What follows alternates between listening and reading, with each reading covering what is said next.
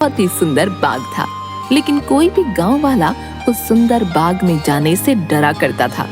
उनका मानना था कि अक्सर बाग के उस पार वाली गुफा के अंदर से किसी जिन्न की आवाजें आती हैं, जो आते जाते लोगों को आवाजें देता है, जिससे गांव वाले बहुत डरा करते थे। एक दिन गांव के दो युवक खेत पर आपस में बात करते हुए, अरे भाई, कल मैं उस बाग की तरफ गया था, वहाँ फिर से उस जिन की वही डरावनी आवाजें आ रही थी। अरे क्यों भाई, क्या करने गए थे तुम वहाँ? क्या तुम्हें पता नहीं बाग के पास वाली गुफा में जिन रहता है? अगर वो तुम्हें कहीं कुछ कर देता तो आइंदा फिर उस बाग की तरफ मत जाना। तभी वो वहाँ से बात करते हुए खेत से चले जाते हैं। अगले दिन गांव का एक लड़का रांझा, यार, इस गुफा में से आवाजें कौन देता होगा? मुझे इसके पीछे जरूर कोई राज नजर आता है। रांझा भैया, जो भी हो, लेकिन गलती से भी उस गुफा के अंदर मत जाना। लेकिन इस गुफा का रहस्य तो मैं जानकर रहूंगा।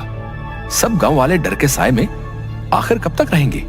उसके बाद शाम हो गई और रांझा और उसका दोस्त अपने अपने घर चले गए।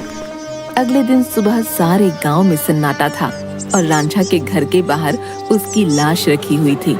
सब रो रहे थे। शाम को बस ये बोल के घर से निकला था कि आज एक रहस्य से पर्दा उठाने जा रहा हूँ।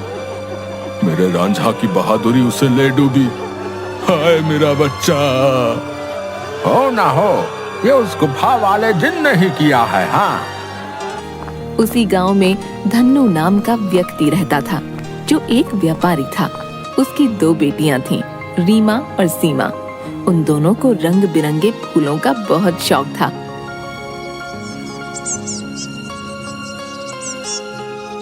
बहुत दिन हो गए हैं, चलो आज हम गांव के बाग में चलते हैं। न जाने क्यों हमें बाबूजी उस बाग में जाने से मना करते हैं।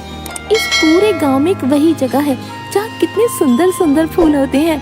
हाँ सीमा, वो बाग सच में बहुत सुंदर है। उस बाग में बहुत सुंदर सुंदर फूल होते हैं, लेकिन बाबूजी हमें जाने नहीं देते। वो कहते हैं गांव के बाग के उस पार एक गुफा है जो बहुत ही भयानक है, हमारा जाना वहाँ सही नहीं होगा।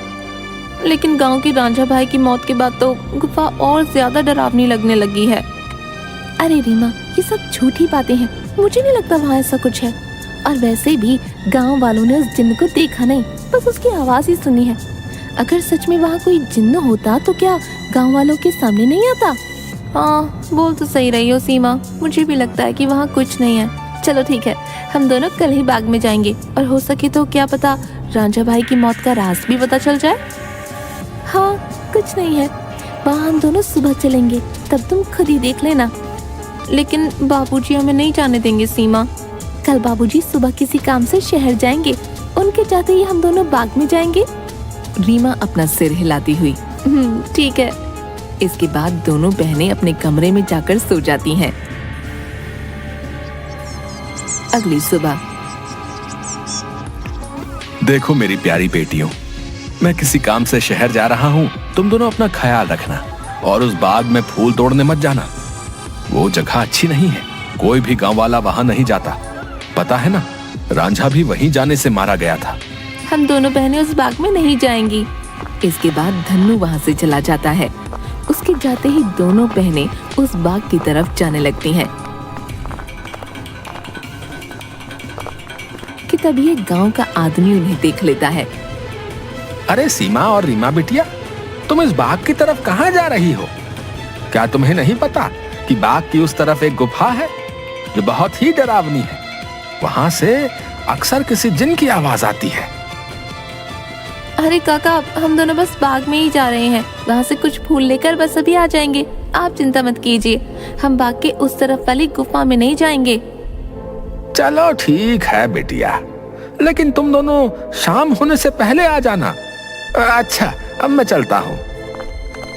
इसके बाद वो आदमी वहाँ से चला जाता है। थोड़ी दूर चलने पर सीमा और रीमा देखती हैं कि दो चोर आपस में बातें कर रहे होते हैं। अरे भाई, हम ये सही कर रहे हैं क्या? गांव वाले तो कहते हैं उस गुफा में एक जिन रहता है जो लोगों को आवाजें देता है। मुझे नहीं लगता है ऐसा कुछ है। वो गुफा गांव के सरपंच की है। मुझे तो लगता है उसमें बहुत सारा खजाना होगा। सब गांव वालों को डराने का बहाना है। बस चलो, चलकर आज देख ही डालते हैं। इसके बाद वो दोनों गुफा की ओर जाने लगते हैं। उन्हें गुफा की ओर जाता देख रीमा और सीमा भी उनके पीछे जाने लगती हैं कि तभी वो देखती हैं कि वो दोनों चोर गुफा के अंदर जाने ही वाले होते हैं कि वहाँ एक औरत आती है जो देखने में काफी भयानक होती है और उसके हाथ में एक टोकरी होती है जिसमें बहुत सारे रंग बिरंगे फल होते हैं। तभी वो औरत उन दो चोरों से कहती है, कहाँ जा रहे हो तुम दोनों? क्या तुम्हें पता नहीं इस गुफा में एक जिन्न रहता है? वो तुम्हें मार डालेगा। चले जाओ यहाँ से, चले जाओ। क्या कहा? जिन? अरे बाबा। कि तभी उस जिन्न की आवाज आती है, कौन है वहाँ? क्या कोई मुझे सुन पा रहा है? अंदर आओ, निकालो मुझे यहाँ से। जिन्न की ऐसी डरावनी आवाज सुनकर वो दोनों डर जाते हैं। अरे भैया भागो, इस गुफा के अंदर तो सच में कोई जिन है, भागो यहाँ से। और वो दोनों वहाँ से भाग जाते हैं। मैंने तो पहले ही कहा था, यहाँ अब दोबारा मत आना, वो तुम्हें जिंदा नहीं छोड़ेगा। ये सब रीमा और सीमा देख रही थीं कि तभी वहाँ रीमा और सीमा के सामने वो औरत आ जाती है जो देखने में काफी भयानक होती है, जिसके हाथ में बहुत सारे रंग बिरंगे फल होते हैं। कहाँ जा रही हो तुम दोनों? सीमा और रीमा डरते हुए, हम तो बस ऐसे ही बाग घूमने आए थे काकी, लेकिन आप यहाँ क्या कर रही हैं? मैं तो यहीं रहती हूँ, यही बाग मेरा घर है। तुम दोनों यहाँ से जल्दी चली जाओ, वरना वो जिन्न तुम्हें छोड़ेगा नहीं। जाओ यहाँ से। क्या सच में बाग के उस पार वाली गुफा में कोई जिन्न है काकी? हाँ, और वो बहुत खतरनाक है। तुम दोनों यहाँ से जल्दी चली जाओ। इसके बाद वो औरत वहाँ से चली जाती है। मुझे बहुत डर लग रहा है, अब मैं इसके आगे नहीं जाऊंगी। मुझे लगता है वो औरत सच बोल रही है, वो जिन्न हमें मार डालेगा। मैं नहीं जाऊंगी उस गुफा में। ठीक है, तो मेरा यही इंतजार करना। मैं सच जानना चाहती हूँ, क्या वाकई वो आवाज जिन्न की है या नहीं? इसलिए मैं तो गुफा के अंदर जा रही हूँ। तुम यहाँ से कहीं मत जाना, मैं जल्दी आ जाऊंगी। इसके बाद रीमा अकेले ही आगे चलती है।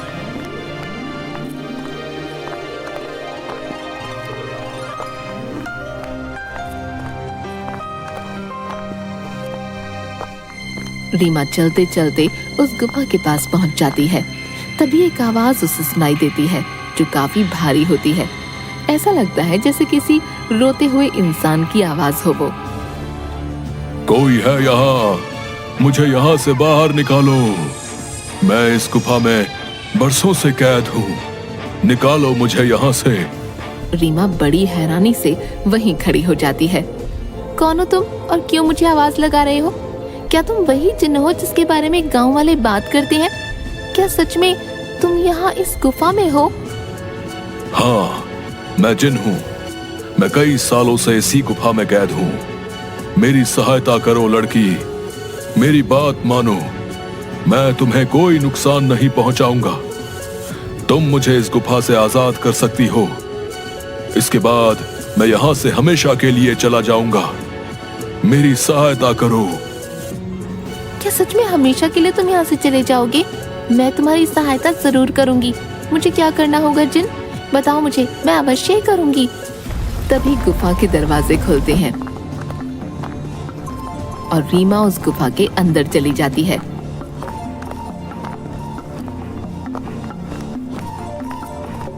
जैसे ही वो अंदर जाती है, एक बहुत बड़ी अजीब से जानवर की परछाई उसे नजर आती है जो देखने में बहुत ही डरावनी होती है। आओ लड़की, तुम्हारा जिन की इस गुफा में स्वागत है। मैं कई सालों से गुफा के बाहर आते जाते लोगों को आवाजें लगाता हूँ। सब गांव वाले डर कर भाग जाते हैं। कोई भी गांव वाला इस गुफा में आने की हिम्मत नहीं कर पाता। लेकिन तुम बहुत ही बहादुर लड़की हो जो इस गुफा में अकेली चली आई हो। क्या तुम जिन्न हो? लेकिन तुम मुझे दिखाई क्यों नहीं दे रहे हो? क्या तुम किसी को दिखाई नहीं दे सकते हो? नहीं, मैं जिन नहीं हूँ लड़की। मैं उस जिन की परछाई हूँ। वो जिन तो इस गुफा के कैद खाने में बरसों से कैद है। वो बाहर नहीं आ सकता है। मैं उसकी परछाई हूँ। परछाई? तुम मुझे ये बताओ कि वो जिन इस गुफा में कैद क्यों है? क्या जिन्न के इस गुफा में रिहा होने का कोई मार्ग नहीं है? मार्ग है लड़की, और तुम उस मार्ग तक पहुंच सकती हो। लेकिन इसके लिए तुम्हें इस गुफा के तहखाने में जिन के पास जाना होगा। वही जिन तुम्हें उसकी मुक्ति का राज बताएगा। जिसके बाद रीमा हाथ में जलती हुई एक आग की मशाल लेकर उस गुफा की ओर जाती है। जैसे ही रीमा तहखाने के अंदर जाती है तो उसे एक आग जलती हुई दिखाई देती है। वो जैसे ही उस आग के पास जाती है, हे जिन, मैं यहाँ तुम्हारी मदद करने आई हूँ, क्या तुम मुझे सुन सकते हो? उसे उस जिन्न की आवाज आती है। आओ बहादुर लड़की, मैं तुम्हारा ही इंतजार कर रहा हूँ। मैं जानता हूँ कि तुम ही मुझे इस गुफा से मुक्ति दिला सकती हो। तुम्हारा इस गुफा में स्वागत है लड़की। तुम बहुत ही बहादुर हो जो इस गुफा में आई हो। मेरा नाम जिनाद है। मैं यहाँ कई सालों से बंद हूँ। मेरे सामने आओ जिन्नात, मैं तुम्हें देखना चाहती हूँ। कि तभी अचानक से जिन्नात उसके सामने आता है, जो बहुत ही डरावना होता है। एक बहुत ही भयानक सा दिखने वाला, जिसके सिर पर एक लंबी चोटी होती है जो काफी बड़ा होता है। रीमा के सामने वो आता है। उसे देखकर रीमा थोड़ा डर जाती है। देखो, तुम डरो मत लड़की, मैं तुम्हें कुछ नहीं करूंगा। मैं जानता हूं कि तुम मेरी मदद करने आई हो, लेकिन मेरी मदद करना इतना भी आसान नहीं है। तुम एक बार और सोच सकती हो। क्या तुम वाकई मेरी मदद करना चाहती हो? लेकिन मैं तुम्हारी मदद कैसे कर सकती हूँ, और तुम यहाँ कैद कैसे हुए? बताता हूँ। बहुत साल पहले इस गुफा में एक औरत रहती थी। वो बहुत गरीब थी। वो गुफा के बाहर वाले बाग से फल तोड़ा करती थी और उन्हें ही खाया करती थी। एक दिन उसने बाग के सारे फल तोड़ लिए और यहां इस गुफा में लेकर आ गई। उन्हीं फलों के बीच एक रहस्यमयी फल भी था, जो बहुत ही चमकदार था और जिस पर मेरी नजर थी। वो फल मेरी उम्र 100 साल और बढ़ा सकता था, लेकिन मैं उस फल को तब तक नहीं छू सकता था जब तक कोई इंसान उस फल को उसके पेड़ से तोड़ ना ले। एक दिन वो औरत चमकदार फल को उसके पेड़ से तोड़कर इस गुफा में ले आई। जब मैंने देखा तो मैं उसके पीछे इसी गुफा में आ गया और मैंने उससे कहा कि हे औरत, तुम जो बाग से सबसे सुंदर और चमकदार फल तोड़कर लाई हो, वो मुझे दे दो। इसके बदले में तुम जो भी 2 इच्छाएं मांगोगी वो पूरी होंगी। ठीक है, मैं तुम्हें वो फल दे देती हूँ, लेकिन मेरी 2 इच्छा है। पहली ये कि तुम मुझे वरदान दो, आज से ये बाग मेरा होगा, और दूसरी ये कि तुम इस गुफा में ही कैद रहोगे, ताकि इस बाग में कोई भी तुम्हारे डर से ना आ सके, और हमेशा के लिए मैं ही इस बाग में राज करूं। वो औरत मुझे फल तो दे देती है। उस फल से मेरी उम्र तो 100 साल बढ़ गई, लेकिन उस औरत को दिए गए वरदान की वजह से मैं यहीं कैद हो गया। तब से ही मैं इस तहखाने में कैद हूँ। क्या अब से पहले किसी ने आपको यहाँ से बाहर निकालने की कोशिश नहीं की? इससे पहले गांव के एक लड़के ने मुझे बचाने की हिम्मत दिखाई थी, लेकिन जैसे ही वो लड़का उस चमत्कारी फल को लेकर गुफा में आ रहा था, तभी उस बूढ़ी औरत ने उसको मौत के घाट उतार दिया और सारे गांव में बात फैल गई कि मैंने उसको मारा है। हाँ, वो लड़का हमारे गांव का रांझा भैया थे। उसको उस बूढ़ी औरत ने मारा। मैं आपको यहाँ से आजाद जरूर करवाऊंगी, लेकिन मुझे तुम्हें यहाँ से आजाद कराने के लिए करना क्या होगा? तुम्हें यहाँ से उस बाग में जाना होगा। वहां तुम्हें उस बाग में रहने वाली उसी औरत की झोपड़ी दिखेगी, जिसके कारण मैं इस गुफा में कैद हूँ। तुम्हें उसकी झोपड़ी में जाना होगा। वहां से तुम्हें सबसे सुंदर और चमकदार फल लाना होगा। मेरी मुक्ति का राज उस फल में ही कैद है। ध्यान रखना बहादुर लड़की, उस औरत की झोपड़ी में कोई नहीं जा सकता है। जब वो सो रही होगी, तुम्हें तब ही जाना होगा और उसकी फलों की टोकरी में से सबसे चमकता फल लेकर आना होगा। उसी फल में तुम्हें मेरी मुक्ति का राज मिलेगा। लेकिन तुम्हें यह काम बड़ी होशियारी से करना होगा। अगर उस औरत को पता चल गया तो वो तुम्हें जिंदा नहीं छोड़ेगी। ठीक है जिन, मैं तुम्हारे लिए वो चमकदार फल जरूर लेकर आऊंगी। मैं तुम्हारा इंतजार करूंगा, बहादुर लड़की। इसके बाद रीमा वहाँ से बाग में जाती है और उस औरत की झोपड़ी की ओर बढ़ने लगती है। रीमा देखती है कि उस औरत की झोपड़ी में कोई नहीं है। वो इधर उधर देखती है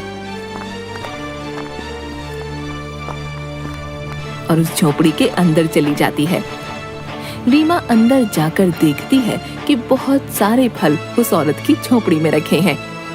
अरे ये तो कितने सारे फल हैं, लेकिन इन सब में कोई भी फल बहुत ज्यादा नहीं चमक रहा।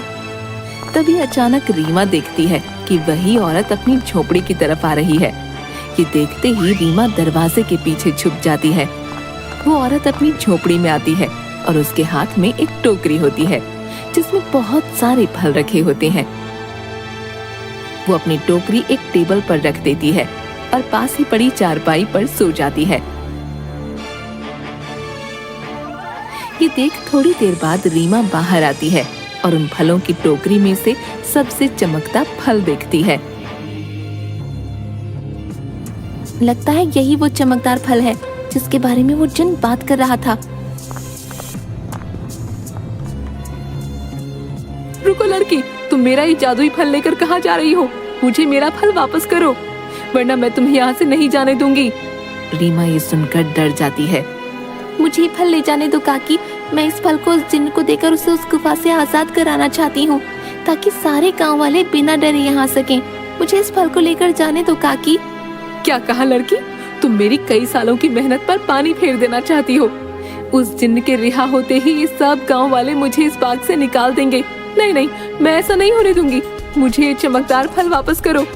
ये सुनकर रीमा वहाँ से उस फल को लेकर भागने लगती है और वो औरत भी उसके पीछे ही भागने लगती है।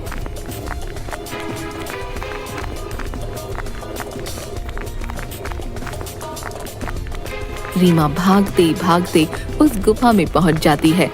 जैसे ही वो गुफा में पहुंचती है, वो जादुई फल उसके हाथ से नीचे गिर जाता है, जिसके गिरते ही तोते में बदल जाता है। रीमा ये देखकर हैरान हो जाती है। तभी वो औरत वहां आ जाती है। ये तुमने क्या किया लड़की?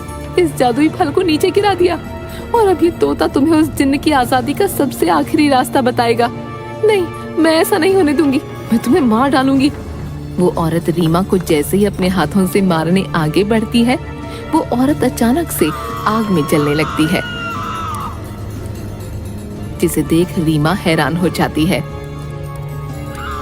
तभी एक आवाज सुनाई देती है जो उस जिन्न की परछाई की होती है। डरो मत बहादुर लड़की, इस लालची औरत को इसके किए की सजा मिल चुकी है। अब तुम्हें अपनी मंजिल का आखिरी पड़ाव पार करना है, जिसमें ये तोता तुम्हारी मदद करेगा। तभी अचानक से वो तोता उड़ने लगता है और गुफा में उसी तरफ भागने लगता है जहाँ वो जिन्न कैद था। रीमा भी उसके पीछे पीछे चलने लगती है।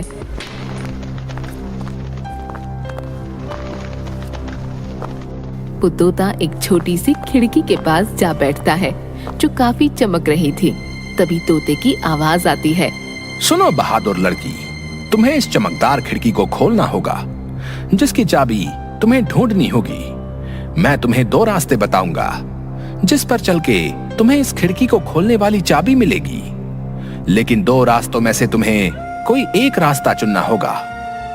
पहला रास्ता एक गुलाब के फूल की तरफ जाता है जो बाग की तरफ है। दूसरा रास्ता एक अंधेरे की तरफ है जो इसी गुफा में उस तहखाने की तरफ जाता है जहां वो जिन कैद है। जाओ और अपना रास्ता चुन लो। रीमा काफी देर सोचने के बाद, मैं गुफा वाला रास्ता ही चुनूंगी जो अंधेरे की तरफ जाता हो। जिसके बाद रीमा गुफा की ओर चलने लगती है कि तभी रीमा को एक सिक्का दिखाई देता है। अरे ये इतना चमकता हुआ सिक्का यहाँ कैसे आया? और ये सिक्का इतना चमक क्यों रहा है? रीमा जैसे ही वो सिक्का हाथ में उठाती है, पूरी गुफा में रोशनी हो जाती है। अरे ये तो पूरी गुफा में रोशनी हो गई। तभी वो सिक्का अचानक उड़ने लगा। अरे ये सिक्का उड़ क्यों रहा है? रीमा उस सिक्के के पीछे पीछे चलने लगती है। थोड़ी दूर चलने पर रीमा देखती है कि 4 चाबियां अलग अलग रंग की थीं, जो हवा में उड़ रही थीं। अरे ये तो वही चाबियां हैं जिसके बारे में वो तोता बता रहा था। लेकिन अब इनमें से सही चाबी कौन सी होगी, ये कैसे पता चले? तभी रीमा को एक आवाज आई जो उस जिन्न की परछाई की थी। बहादुर लड़की, तुम्हें इनमें से एक चाबी उठानी है।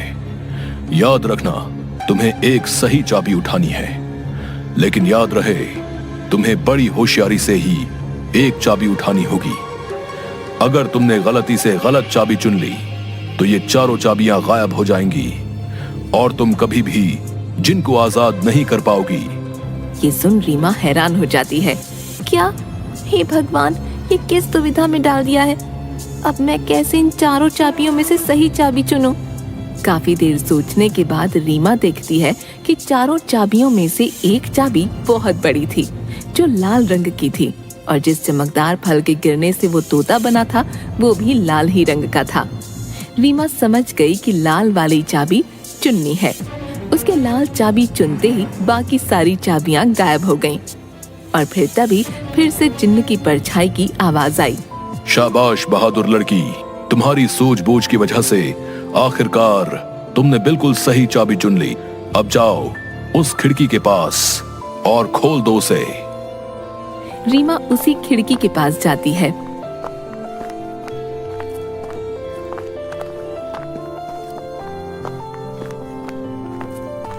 और देखती है कि अभी भी वो तोता उस खिड़की के पास ही बैठा था। ये देखो, मैं इस खिड़की की चाबी ले आई हूँ। तुम वाकई बहुत बहादुर हो लड़की। अब तुम इस चाबी से इस खिड़की को खोल दो। रीमा जैसे ही उस चाबी को खिड़की में लगाती है, खिड़की अचानक से खुल जाती है। रीमा देखती है उस खिड़की के बाहर बहुत रोशनी थी, जिसकी चारों तरफ बहुत सारे चमकदार फल चमक रहे थे और बहुत सारी तितलियां उनके पास मंडरा रही थीं। वो तोता उस खिड़की में उड़ता हुआ चला जाता है और तोता खिड़की के बाहर जाते ही उस जिन्न में बदल जाता है, जो कई सालों से गुफा में बंद था।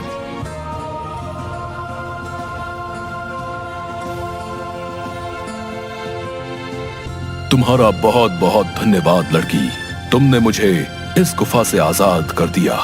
तुम एक निडर और साहसी लड़की हो। तुम जो भी मांगोगी मैं वो तुम्हें दूंगा। बोलो, क्या इच्छा है तुम्हारी? क्या सच में अब तुम आजाद हो गए हो? अब तुम इस गुफा में नहीं हो। अब सब गांव वाले यहाँ आ सकेंगे। मैं और मेरी बहन भी अब बाग में आ सकेंगे कभी भी। हाँ बहादुर लड़की, अब किसी को भी डरने की कोई जरूरत नहीं है। अब मैं इस गुफा से बाहर आ गया हूँ अपनी दुनिया में। अब मैं किसी को आवाजें नहीं दूंगा। तुम जब चाहो यहाँ आ सकती हो। तुम्हारी ही वजह से मैं आजाद हो पाया हूँ। तुम मुझसे जो भी मांगोगी मैं तुम्हें वही दूंगा। बोलो, क्या इच्छा है तुम्हारी? जिन, मैं कुछ नहीं मांगना चाहती हूँ, लेकिन अगर तुम सच में मेरी इच्छा पूरी करना चाहते हो तो गुफा के सामने वाले बाग से मुझे बहुत प्यार है। इसमें रंग बिरंगे फूल मुझे बहुत पसंद है। मैं चाहती हूँ कि ये बाग हमेशा ऐसे ही खिलखिलाता रहे, इसके फूल कभी न मुरझाएं। ठीक है बहादुर लड़की, तुम्हारी ये इच्छा जरूर पूरी करूंगा। अब ये बाग हमेशा यूं ही रहेगा, कभी भी मुरझाएगा नहीं। तुम अब जब भी इस बाग के फूलों को देखोगी तो ये हमेशा खिले रहेंगे। अच्छा, अब मैं हमेशा के लिए यहाँ से जा रहा हूँ। इसके बाद वो जिन्न गायब हो जाता है और खिड़की बंद हो जाती है। रीमा जब गुफा से बाहर निकलती है तो सब गांव वाले धन्नू और सीमा बाहर खड़े होते हैं। अरे मेरी बिटिया, आ गई तू वापस। उस जिन ने तुझे कुछ किया तो नहीं? आखिर क्यों गई थी तू उस गुफा के अंदर? अगर वो जिन तुझे मार डालता तो क्या करता मैं? दीदी, तुम ठीक तो हो ना? क्या सच में तुम्हें उस जिन्न ने कुछ नहीं किया? बाबूजी, मैं बिल्कुल ठीक हूँ। अब अंदर कोई जिन्न नहीं है। इस गुफा के अंदर जो जिन्न था अब वो हमेशा के लिए इस गुफा से चला गया है। अब आप सभी को डरने की कोई जरूरत नहीं है। अब कोई भी यहाँ आ सकता है। अरे क्या बोल रही हो रीमा बिटिया? आखिर कहाँ गया वो जिन? जो आते जाते लोगों को आवाजें दिया करता था। रीमा गांव वालों को सारी बात बताती है।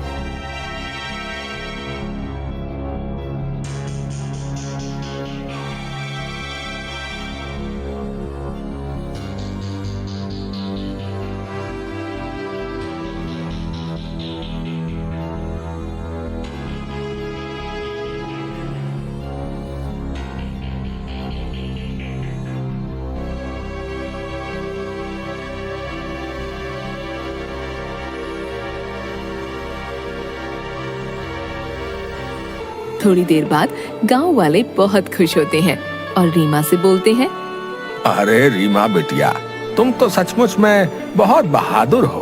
तुम्हारी वजह से ही अब वो जिन इस गुफा से आजाद हो गया है। अब हम गांव वालों को डरने की कोई जरूरत नहीं है और रांझा की मौत का रहस्य भी सब गांव वालों को पता चल गया। इसके बाद गांव वाले बिना डरे हंसी खुशी गांव